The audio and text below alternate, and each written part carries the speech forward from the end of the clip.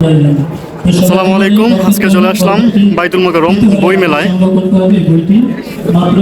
এখানে দেখতে পাচ্ছি খুব সুন্দর ডেকোরেশন করে বই বিক্রি করা হচ্ছে, মাশাআল্লাহ।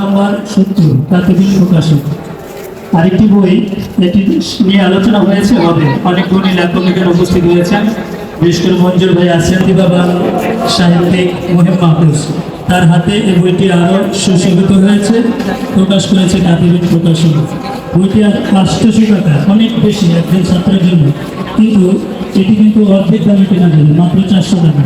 আর শুধু ছাত্র নয়, এটা আমাদের এখানে যারা উপবিষ্ট আছি আমরা সব শ্রেণীর সব বয়সের সব মানুষের এই বইটি পড়া প্রয়োজন। আজকের জন্য মাত্র 3 মাহমুদের এক প্রবন্ধে শক্তিমান কথাশিল্পী শওকত ওসমানের প্রসঙ্গ এসেছে। শওকত ওসমান একসময় মাদ্রাসার ছাত্র ছিল, শিক্ষকতাও করেছে।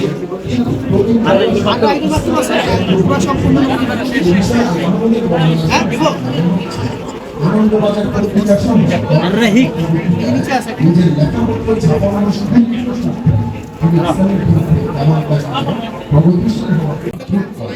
ইসলামের নাম ও নিশানা কোনোভাবেই তারা সহ্য করতে পারে না, আর এটাই ইসলামের ফজিলত। আল্লাহর আদেশে মদ পান ছাড়ার কারণে যদি আবারও মুসলমান হতে হয়, ঠিক সেই আত্মসমর্পিত মুসলমান হওয়ার লড়াইয়ে আমাদের অবিচল থাকতে হবে। বিশ্বাসের লড়াইয়ে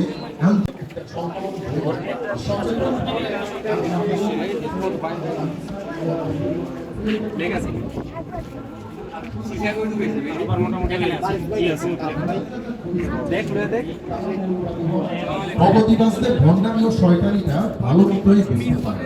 তিনি যদি বলতেন স্বাস্থ্যের জন্য ক্ষতিকর, তাই মদ খাওয়া ছেড়ে দিয়েছে,